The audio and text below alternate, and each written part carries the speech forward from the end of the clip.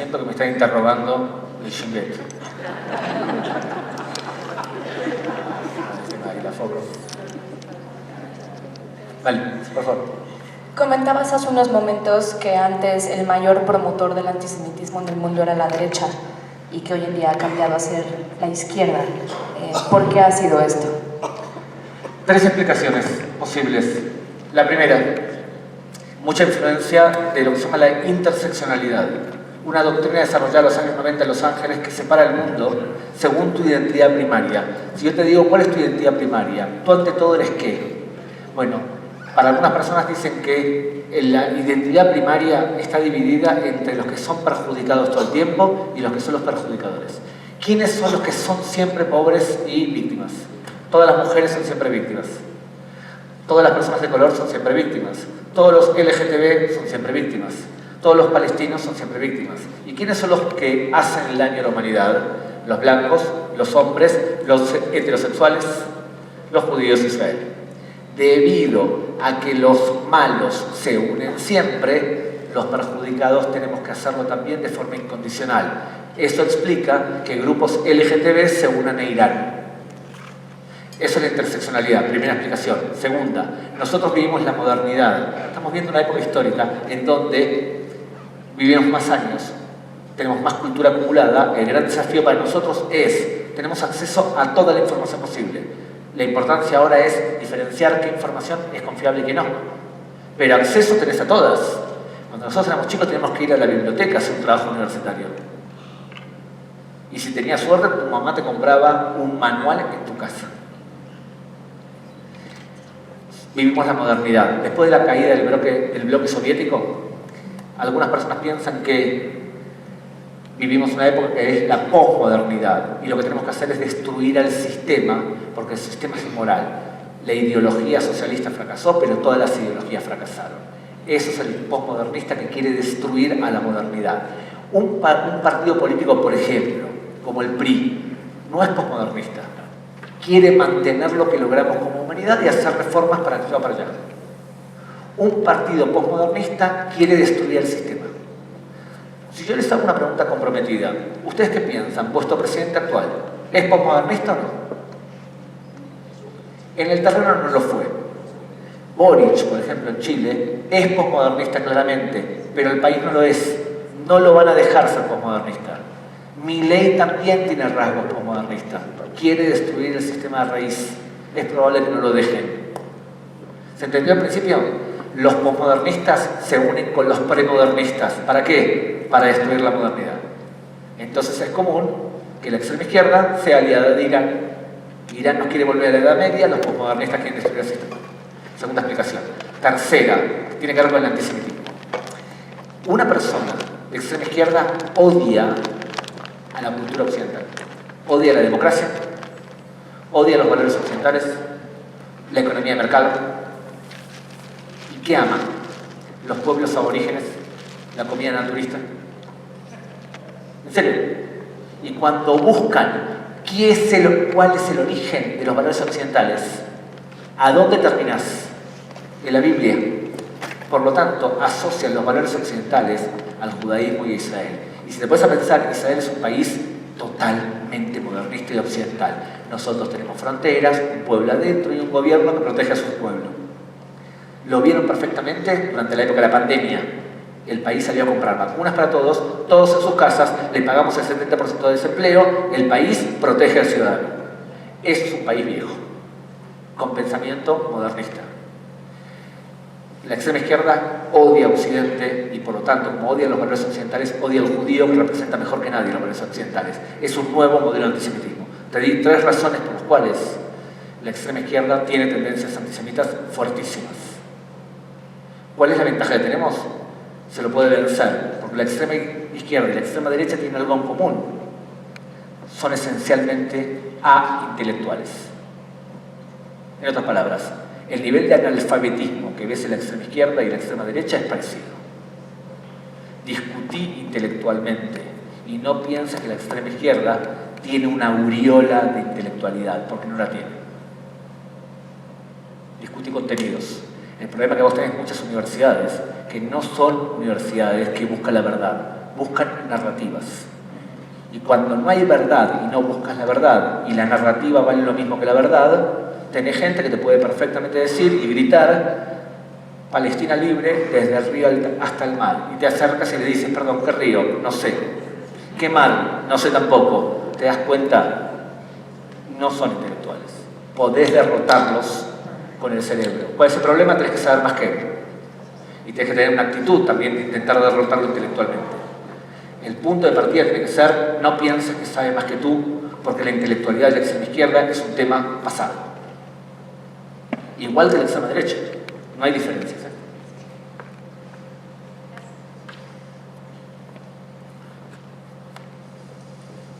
Hola Gabriel, muchísimas gracias por la conferencia maravillosa. ¿Qué me dirías? ¿Cómo se puede sensibilizar a la gente todavía con el Holocausto? Porque hay un fenómeno, yo como hija de sobreviviente de la Shoah, que tengo muchas veces que hablar con gente que no conoce tanto el tema, y muchos que dicen ya basta con tu Holocausto. Israel también está haciendo lo mismo al pueblo palestino, que ya sabemos que es una infamia. Pero ¿cómo puedes seguir educando y que se interese nuevamente? Porque tenemos gente joven, también de la comunidad, que no se interesa más en el Holocausto. Entonces, ¿qué recomendarías? Al antisemitismo como fenómeno, antes de entrar en tu pregunta, se lo supera por 2 técnicas y en Israel por 3. La mejor forma de poder superar al antisemitismo es con la educación. Ustedes tienen un museo, el Museo de la Tolerancia en México, que es un instrumento educativo importante, fundamental, para explicar qué es el odio, qué es la intolerancia y qué produce el antisemitismo. O sea que ante todo educación, a la larga es lo mejor. Segundo, por intermedio de la ley, a los antisemitas hay que demandarlos. Hay que elegir a quién, pero hay que demandarlos. Escucharon que estoy estudiando abogacía. Estoy estudiando abogacía porque quiero demandar antisemitas. Es insoportable que un antisemita pueda expresarse sin pagar un precio. Y si no pagas un precio, aunque sea vas a pagar un abogado, vas a ir a juicio y quizás pierdas tu casa. ¿Te gusta odiar a los judíos? ¿Te gusta odiar a los negros? ¿Te gusta odiar a las mujeres? Tienes que pagar un precio. Por lo tanto, hay que elegir con quién te peleas. Y cuando te peleas, tienes que ganar. Dicho esto, yo dije, hay 2 técnicas. Por la ley, por la educación y por la ley. En Israel tenemos una tercera, por la fuerza. Por la educación, por la ley o por la fuerza. Nosotros no nos vamos a dejar asesinar. Ahora bien, debido a que el Holocausto es un tema tan tocado, está claro que la primera premisa es por la educación. Esa es la técnica de seguir concienciando el problema del Holocausto y la maldad, que es la maldad total. Primer consejo importante, no podemos comparar, ni siquiera nosotros, fenómenos que no son comparables al Holocausto. Por ejemplo, decir que el Hamas quiso hacer un Holocausto ahora es un error, porque banalizamos al Holocausto. Decir que los europeos son nazis, como dicen a veces políticos israelíes, es un error. Estamos banalizando la Shoah. O sea que lo primero es no banalizar y entender que es un fenómeno que es la maldad total. Y como es la maldad total, merece un trato diferente. La pregunta tuya es ¿cómo logro un balance entre el cerebro y el sentimiento, que actúan en conjunto?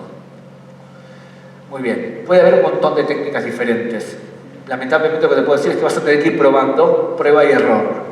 El problema es que todo el tiempo vas a tener que ir cambiando el enfoque, porque la gente se acostumbra a un enfoque y ya no le resulta llamativo, y por lo tanto el enfoque cambia. Te doy un ejemplo. Si tú haces una producción audiovisual sobre una niña, ¿está bien? Digámosle una niña llamada Gertrude, que nació en Austria, y cuentas cuándo nació ella, toda su vida, las medicinas que descubrió, todo lo que aportó a la humanidad. Y la película termina diciendo, esto podría haber sido verdad, pero ella fue asesinada en Auschwitz en ese año. Esa es una técnica que utilizas, técnicas visuales para emocionar y para transmitir contenidos. Mi consejo único es, tenés que encontrar balance entre los dos aspectos, cerebro y corazón. ¿Por qué? Porque es lo mismo que ponerse tefilín. Los judíos nos ponemos tefilín y ponemos dos cajas, una en el cerebro, pensá, otra en el brazo, actúa, y el del brazo apunta al corazón, sé honesto. Si lográs tocar el cerebro, tocar la acción y sentimientos, haces un buen trabajo. Vas a tener que inventar todo el tiempo la rueda nuevamente. ¿Qué tal, Gabriel? Bueno, la Corte de Justicia Internacional hoy está haciendo un papel, al parecer, de mucho ruido, mucha importancia, no lo sé. ¿Hasta dónde puede llegar? ¿Qué tanto puede afectar? Y bueno, ya que va a ser abogado, ¿cómo vamos a defender eso? Les quiero decir una cosa, es el primer grupo que conozco en mucho tiempo que hacen preguntas tajles. Algo les pasa. Tajles en hebreo es al grano. Bien, sigamos así. Si ven que me extiendo demasiado, lo hago más corto, ¿está? Muy bien, mira. Para demostrar que tú haces un genocidio, tienes que demostrar dos cosas. Que lo planificaste, que hay una ideología, y pruebas concretas en el terreno. ¿Bien? ¿Cuál es la prueba, según Sudáfrica, que Israel está haciendo un genocidio? Declaraciones de políticos israelíes en medios de comunicación o en programas de talk show. Significa frases que dicen políticos, y ahí nos planteamos un problema. Muchos políticos israelíes son unos tarados. ¿Qué lógica tiene decir que hay que eliminar a toda la franja de Gaza y transformarla en un terreno plano? Uno, no lo vamos a hacer. Dos, estás educando a algo que está mal, que no es judío. ¿Qué significa destruir a todo el enemigo?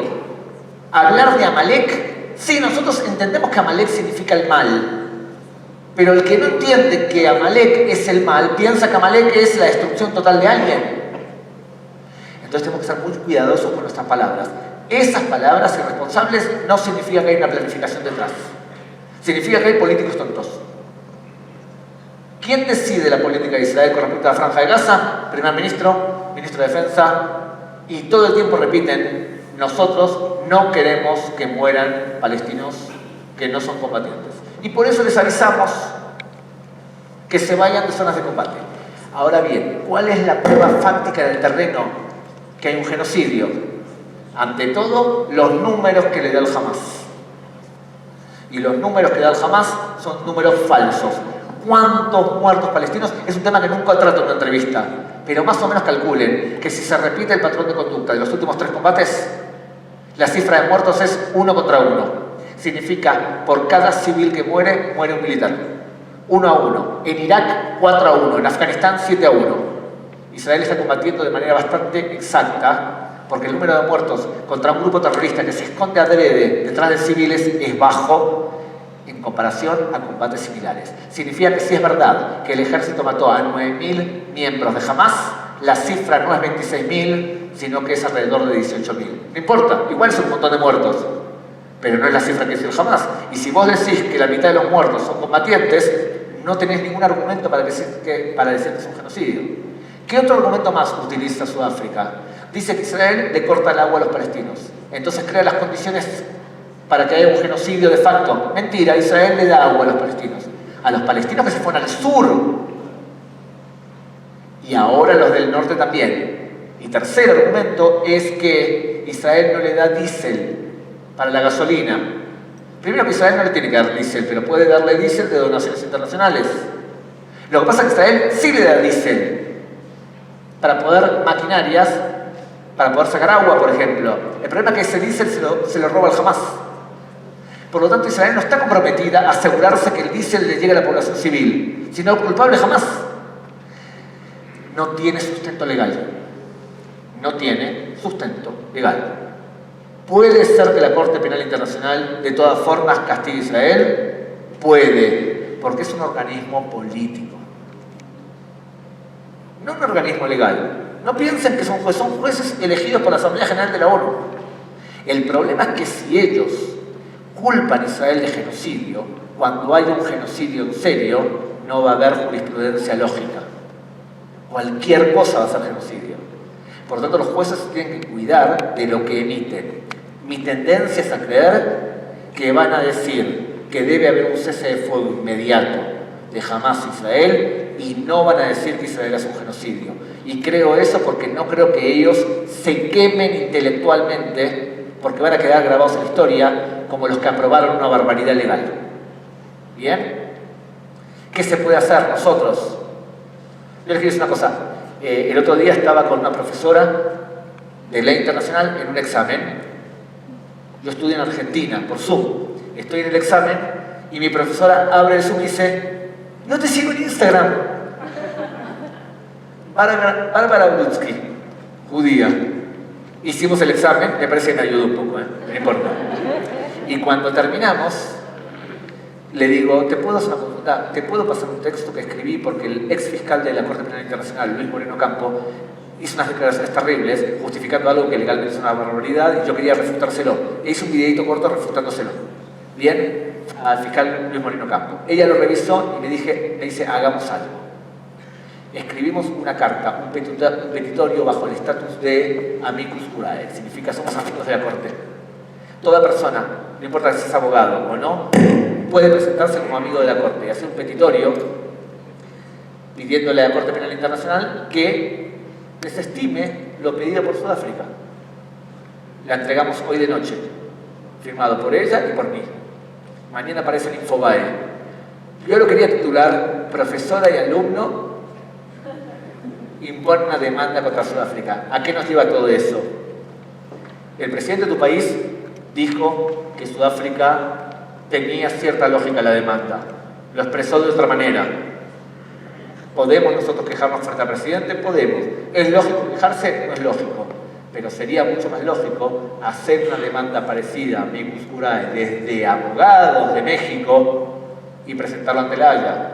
Eso significa que abogados de prestigio dicen que lo que está diciendo el presidente no es verdad, sin necesidad de enfrentarte al presidente.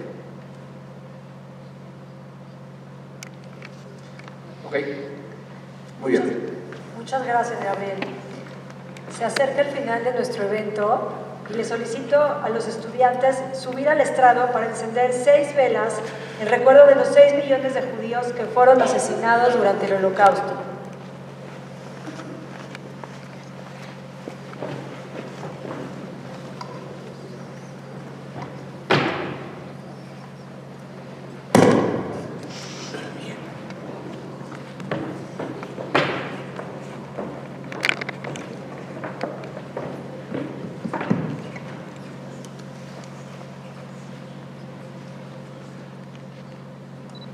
Por los que intentaron escapar y no lo lograron. Por los que fueron descubiertos en sus escondites.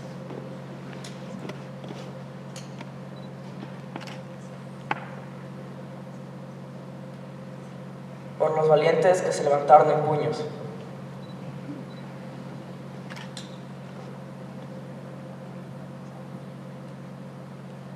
Por el 1,5 millones de niños que no crecieron.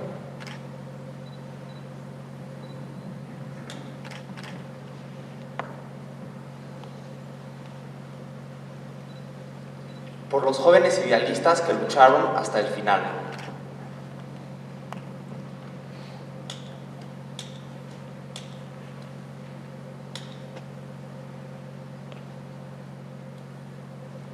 Por los que siguieron con las tradiciones a pesar de las dificultades.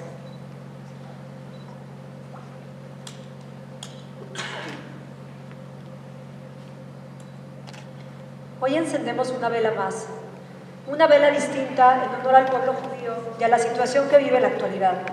Invito al ingeniero Mario Nizan, presidente del patronato del Colegio Olamior, y a nuestro conferencista invitado, Gabriel Ventasgal, a encender una vela por la esperanza.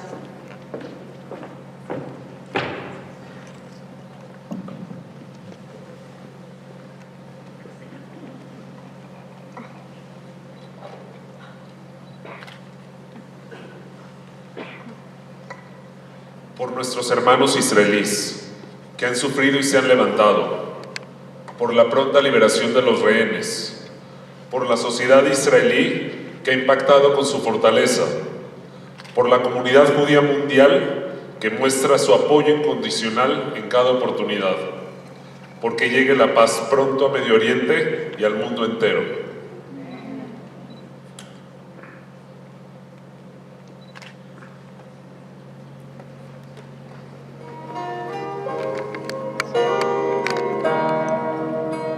עולם חדש ראיתי עם אור של גאולה וכל הדמעות מכל הדורות הפכו לשמחה גדולה.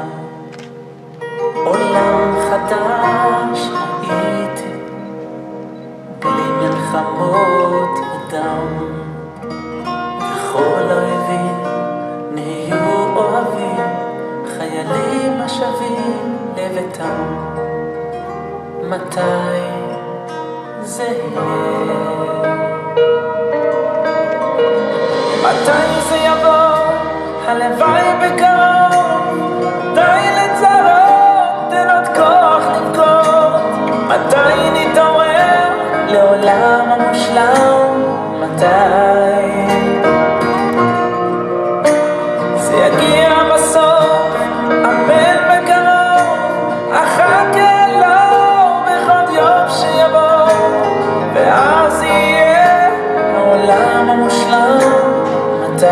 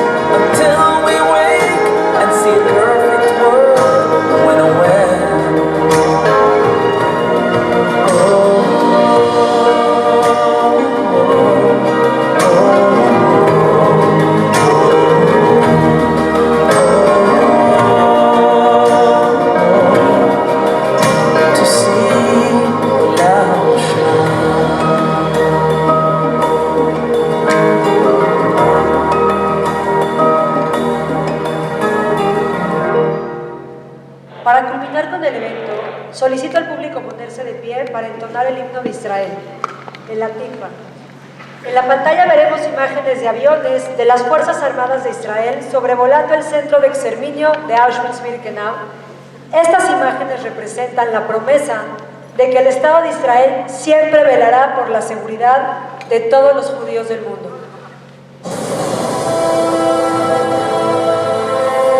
אנו